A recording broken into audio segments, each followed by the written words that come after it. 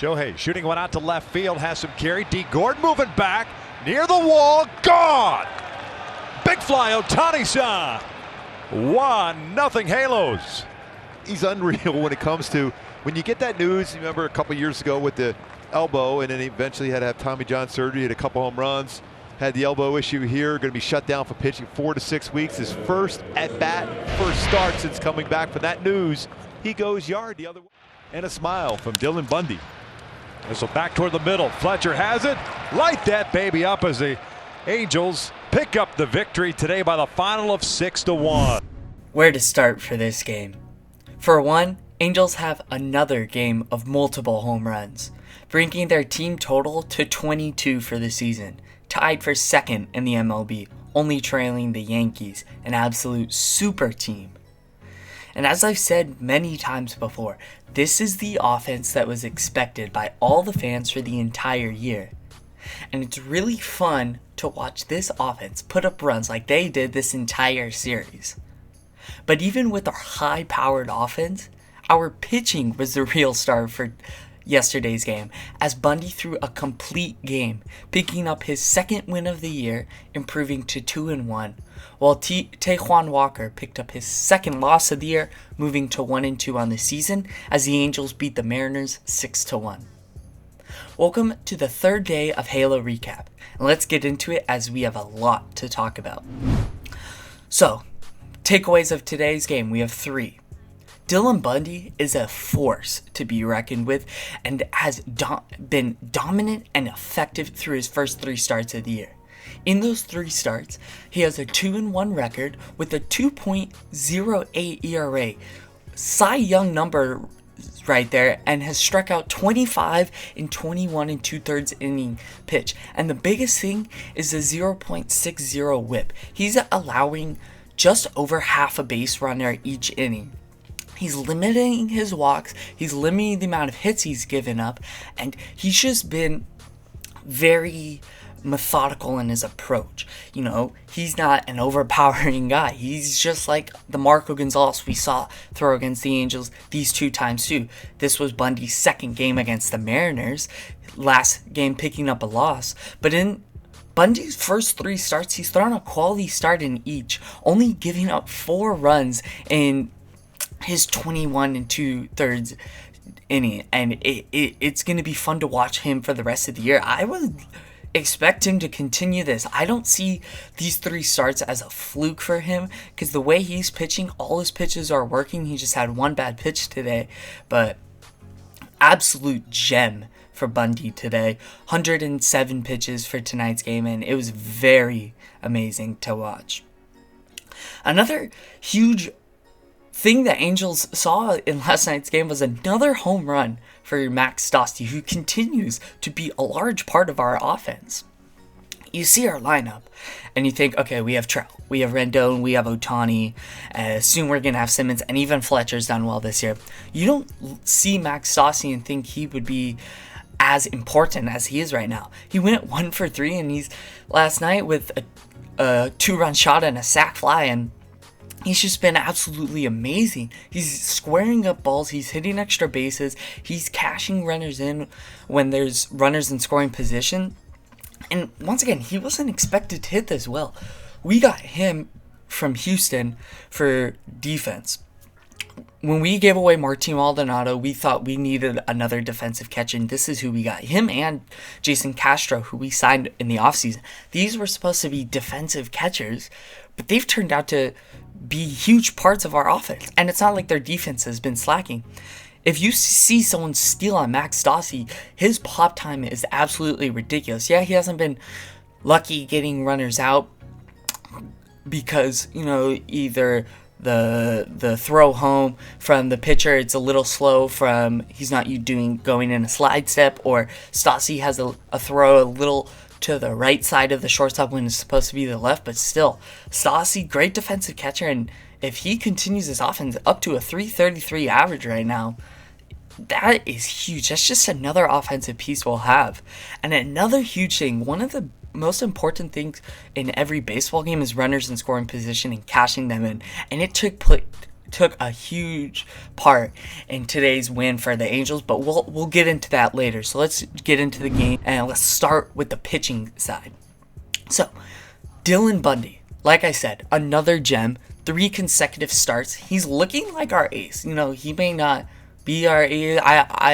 When I was talking about our rotation, one episode I was putting Bundy number 2 because I feel like Heaney's done perfectly fine. You know, he picked up his first win 2 games ago, and it was still a shaky start, but I think Heaney's still our ace. If we have Bundy and Heaney continue throwing the way they are, this Angels team could go far if our offense continues to be consistent. If our bullpen comes around, this is going to be a fun team to watch. But in Bundy's game, looked unbelievable. 10 strikeouts, no walks, and in these 10 strikeouts, 5 via fastball, 5 via curveball, and you're not going to see it a lot in the highlight, but his changeup was on. He only had 1 strikeout with his changeup, but it was absolutely,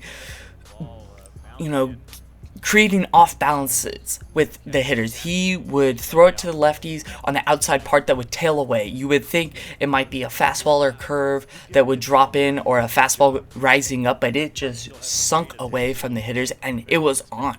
And like I said, not overpowering stuff for Bundy. Maxed out. His fastest pitch last night was 92 miles per hour.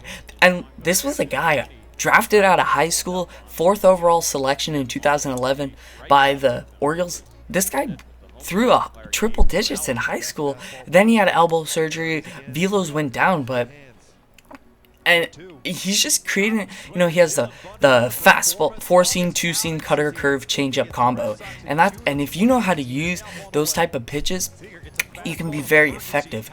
The 4-seam, 2-seam, and cutter all going different ways. 4-seam going straight, 2-seam tailing away, cutter cutting in, and it's a lethal combo. And Bundy really has shown how he knows how to use his combo. He's keeping the hitters guessing, and just amazing stuff from Bundy. And here's what he had to say on his performance of the complete game. Yeah, it's always fun to be able to start and then end the game as well. You don't always know what to do as a starting pitcher, seems like, after you get that last out. So, I was really wanting to get that last out, and, it happened to work out that way today. And as a starting pitcher, that's your goal, is to get at least 6 innings, and if not, go the whole game. It just means a lot to give them a break and give them a rest day, and now we can focus on Texas tomorrow. You show up and they basically tell you what you're good at and what you're not good at. So you try to use those strengths more often than not. And, you just try to get ahead of batters. And if you can get ahead, then you have all your pitches that you're able to work with, and location and different spots. And you just got a lot more options available if you get ahead in the count and try to work ahead of guys better. Bundy really did have a flawless game. The only, he gave up 1 run, and that was just 1 bad pitch. It was a hung changeup in the 4th inning to Daniel Vogelback, who did not miss. This is a man with power, and he absolutely obliterated it out to right field for the Mariners' only run, but Bundy was unhittable. Just pure dominance from Bundy, only giving up 4 hits in 9 innings work. And just the big thing from him is not walking people. And that's huge when you're looking for a pitcher, because hitters can get lucky and, drive good pitches from pitchers out for hits. Or if a pitcher makes like a little tiny mistake, hitters can hit it hard. But if you're walking people, that's a lack of control. And it's definitely more scary to see than getting hit around a lot. So no walks for Bundy last night's game, and it was amazing. So now let's go to the offense. So, the first inning was pretty quiet. Mike Trout didn't do any damage. Rendon, Fletcher, no one got on. It was a nice, easy 1-2-3 inning for Tejuan Walker, and he looked very sharp. But that changed very quick. The next inning, Shohei Ohtani launched a solo shot off Otako in his first at-bat since returning from his forearm injury, and it was a hung changeup for Tejuan, and Ohtani showing his oppo power, and we've seen from last year that his power really is to the left side of the field. If he drives it into left center to left field, maybe even driving it center field, that's where he develops his power. You look at his home run when we were at our homestand. It was a 99 mile per hour fastball inside, maybe a little off the plate, and he inside outed a ball for a home run into left center field. And he has some serious power, but this also had to be a huge confidence boost for Ohtani. He's had 2 bad starts, but now that he could focus solely on hitting, he could get into a groove, and we might see this from Ohtani, being more confident, and this offense, this team altogether just really coming together. And here's what Joe Madden had to say about Ohtani's return and his home run. I'll tell you what I saw today. I saw the best swing out of him that I've seen in person, not just the home run. I think he's on the verge right now. I like a lot what I saw today. And so I'm curious if we could just keep this path going right now. He was very focused, very convicted in everything he was doing. And that was the most forceful swings I've seen him take all year. So here, like I said before, I talk later about the importance of runners in scoring position. In baseball, you need to capitalize on every scenario. Because there could be games, even the Yankees, with their offense, they could have games where they only could get across 1-2 runs across the plate. And in those games, you have to capitalize on every moment. You have to seize every opportunity, because you never know if you're going to get that back. So anytime you have not even runners in scoring position, but runners on, you need to cash those in. And even though the Angels didn't hit too well with runners in scoring position, they were 2 for 11, they came in clutch in large situations. So in the 4th inning, that's when the Angels blew this game open, scoring 3 runs that inning, and it started with bases loaded, La Stella ripping a single into right to bring the Angels second run. That's a huge run, because when you're a pitcher and you see that now it's 2-0, you don't have to nibble around hitters too much, because one swing of the bat won't tie it up with no one on when it's 2-0. So you can nibble, you could be more effective as a pitcher when you see that your offense is producing for you, because if you give up some runs, the offense has your back. And then after La Stella, Justin Upton followed. He's been a little slacking this year. Maybe this gets him a little, on the positive side, doing a lot better. But with bases loaded, Justin Upton took one to the team and got hit with a fastball high and tight. We got across another run, and Rendon scoring on that. We don't care how we score. In baseball, you don't have to score only with home runs, doubles in the gaps. It doesn't have to be pretty, and we'll take all the runs we can have, because we don't know, with the bullpen being very inconsistent this year, and if Bundy got pulled early, we don't know how many runs we'll need for the bullpen to feel safe and confident to pitch. So that was a huge run to score right there with Upton getting hit. And like I said, maybe that boosts his confidence, and he'll start to hit a little better. But it was a clutch run for the Angels to score. And later that inning, Max Stassi coming up, bases loaded, 1 out, and he drove an outside fastball deep right field. Off the bat, I thought this ball might be off the wall, possibly gone the way right fielder was running. It was a sac fly. It's not a hit. It's still a productive out, but Max Stassi showing he wants to stay in this lineup. Being a catcher, you're not going to play all 162 games in a full season, and this year not a 60-game season, because wear and tear on your legs. They want to keep you fresh, So I like what Madden has done with Castro and Stassi. I thought it'd be a platoon swap, whether it's a lefty or righty. I think it's just maybe who's ever feeling better that day, but Stassi got the nod last night against a righty, and it's not like Castro's been slacking. Like, when we have either catcher out, we can feel confident that they're going to get the job done. Stassi doing better than Castro, and right now one of the highest averages on our team. But Stassi keeping showing that he should stay in this lineup. That he's been very, very effective as a defensive catcher and as a hitter. Driving in runs when we need him. And on the opposite side of the field, Mariners did the exact opposite as the Angels. They didn't come in clutch. They were 0 for 7 last night with runners in scoring positions. Runners in scoring positions.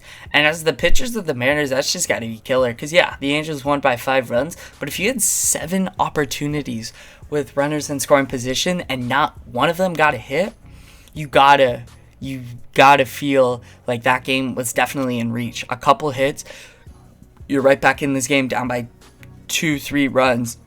And then you just need a long shot, maybe to tie. But Mariners did not capitalize in clutch moments when runners were on. Bundy was either striking them out there or weak balls put in play. Like, none of them were hard plays for the Angels to make on balls put in play, but with runners in scoring position, and Bundy can gain some confidence. The Mariners aren't driving in runs, but when he sees that his team is driving in runs, he can start to feel like, okay, this offense is helping me out today. I'm going to go help them out, I'm going to go out and pitch my best. I'm going to limit runners on, and when they get on, they're not going to score. These runners are mine. Like I said, one bad pitch from Bundy all game, and it was a hung changeup that Daniel Vogelbach did not miss. But Bundy looked stellar on the mound last night, and should be expected to just continue this all year. But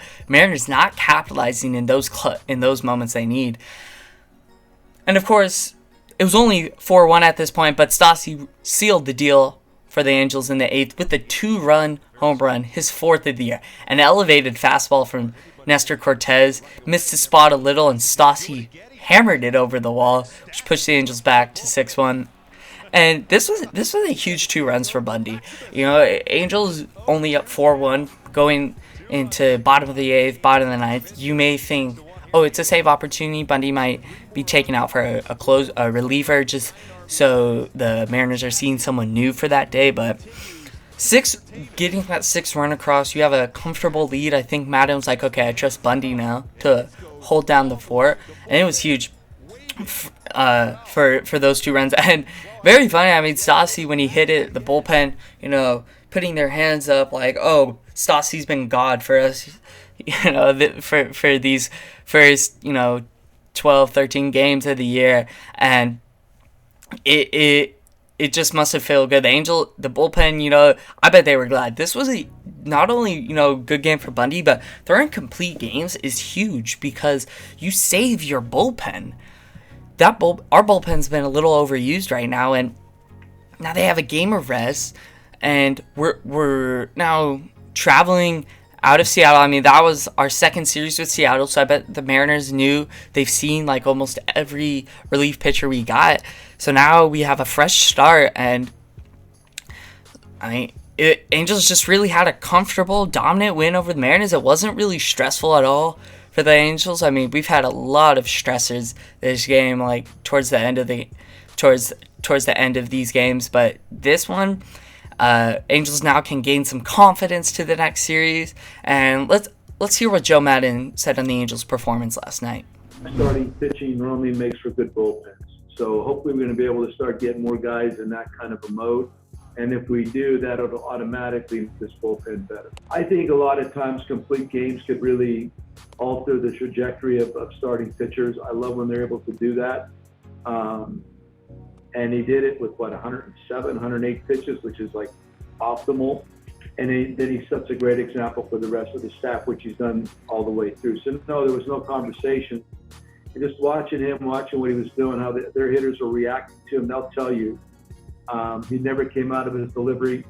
That lead-off at bat by Seager just a little bit, but he just went right back, regrouped on that full count through 91, exactly where he wanted to. It was really, really fun to watch. He was that good today. Yeah, so as I said, Angels can take this confidence over to the next series, and that will be against the Rangers as they head out to Texas. The first pitch will be tonight at 6:05 Pacific time.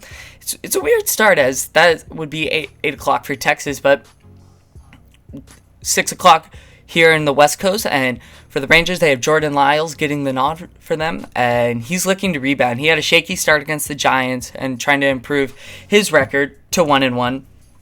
But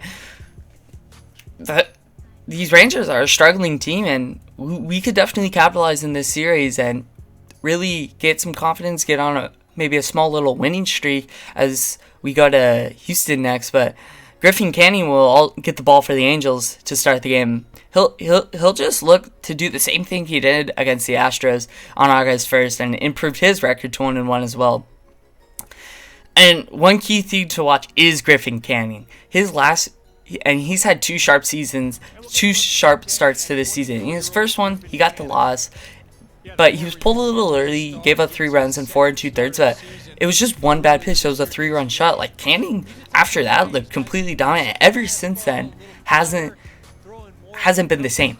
He's rebounded from that and done extremely well since that 3-run shot he gave up. And against the Astros, completely kept him off balance with all his pitches. 5 strikeouts, using all his pitchers, whether it's a slider, four-seam, curve, cutter. It was all a changeup, And he has a very tight slider that breaks super hard and with a lot of horizontal movement on it. And a nice tailing. He has a nice tailing changeup, just like Bundy does, that can keep lefties off balance and really can create traffic, and really will limit traffic on the bases, because this Rangers, it's a struggling offense for them. And Angels, their first game in the new Global Life Texas Stadium, I forgot what it's called, but Canning should be I would expect him to really pitch well and handle a struggling Rangers offense. Yeah, but that'll do it for today, folks. Angels picked up the series win last night, and what I said last episode, don't worry about winning every game. Worry about winning the series. It's 2 out of 3, 3 of 1, or 2 of 2, That's the biggest thing. And Angels did pick up that series win last night, and this was by far our best game of the year. And now going into Texas, playing and a last place AL West Rangers team, Angels can even gain more confidence and finish this season strong. But don't forget to tune into the game tonight, and I'll see you guys tomorrow.